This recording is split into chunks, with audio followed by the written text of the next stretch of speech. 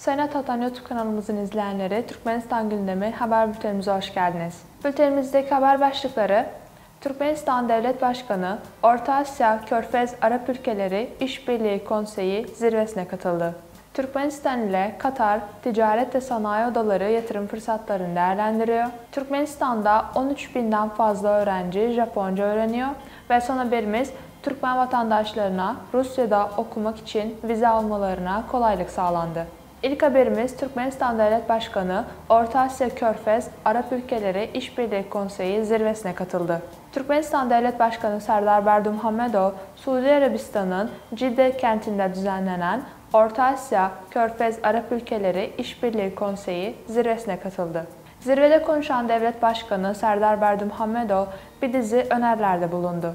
Kendisinin sunduğu öneriler, Orta Asya Ülkeleri ve Körfez Arap Ülkeleri İşbirliği Konseyi'nin Dışişleri Bakanları Konferansı gibi kalıcı bir mekanizma oluşturmak. Ticaret ve ekonomik ortaklığın yoğunlaştırılması ve öncelikle ulaşım, enerji, yatırım ve ticaret alanları göz önünde bulundurularak Orta Asya Ülkeleri ve Körfez Arap Ülkeleri İşbirliği Konseyi'nin Ulaştırma Komitesini kurmak, enerji konusunda ortak çalışma grubu oluşturmak, Orta Asya ve Körfez İşbirliği Konseyi'nin ticaret odasının kurulmasını sağlamak, 2024 yılında Türkmenistan'da Orta Asya Ülkeleri ve Körfez İşbirliği Konseyi'nin 1. Yatırım Forumunu organize etmek, Orta Asya ve Körfez İşbirliği Konseyi'nin Ekolojik Konseyini kurmak, tıbbi diplomasi yoluyla temasları yoğunlaştırmak için Orta Asya Ülkeleri ve Körfez İşbirliği Konseyi'nin 2025 yılında Aşkabat'ta Tıp Kongresi'ni düzenlemek, Orta Asya Devletleri ve Körfez İşbirliği Konseyi'nin 1.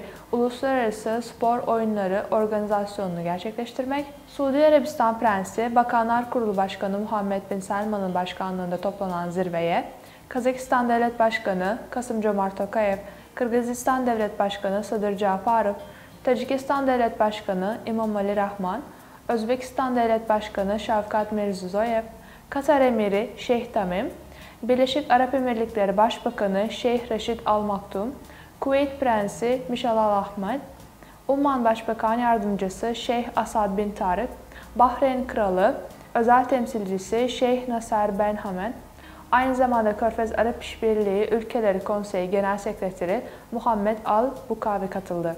İkinci haberimiz, Türkmenistan ile Katar, ticaret ve sanayi odaları yatırım fırsatlarını değerlendiriyor.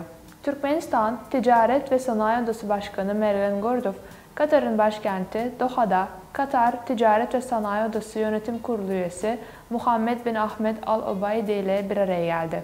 Ticaret ve Sanayi Odası Başkanı görüşmede şu anda Türkmenistan ile Katar Devleti arasındaki ticari ve ekonomik ilişkilerin başarılı bir şekilde geliştiğini, ancak iki dost ülkenin potansiyelinin bunları önemli ölçüde yoğunlaştırmayı mümkün kıldığını belirtti.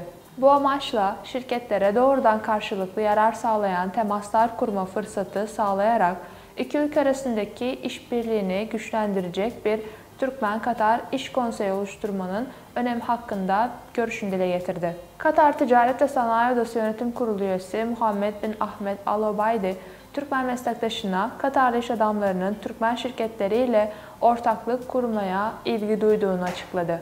Sıradaki haberimiz, Türkmenistan'da 13.000'den fazla öğrenci Japonca öğreniyor.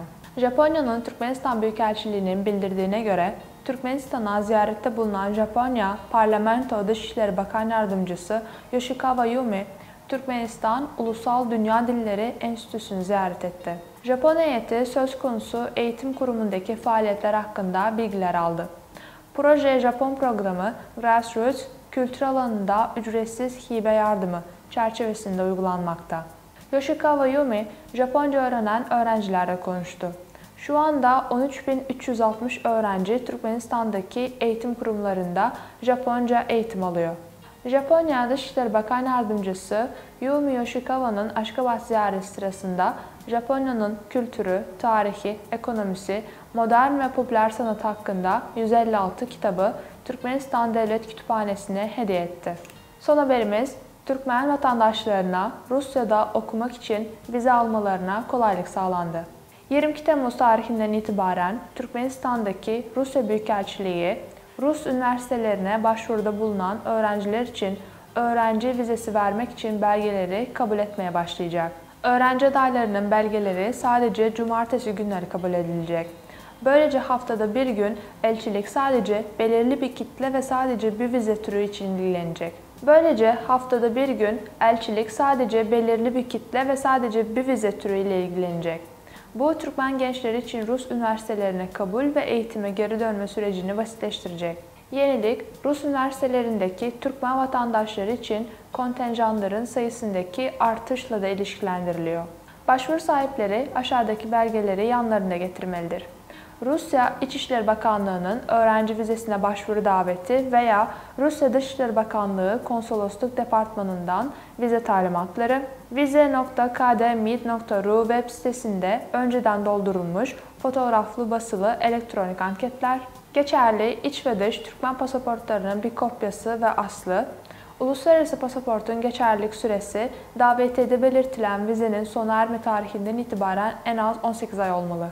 Rusça'ya çevrilmiş 3 ay geçerlilik süresi olan HIV enfeksiyonunun olmadığına dair geçerli bir sertifika, kabulün ön listelere göre yapıldığı belirtilmektedir.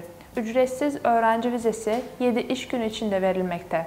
Acil vizenin verilmesi 3 iş günü sürer ve maliyeti $160.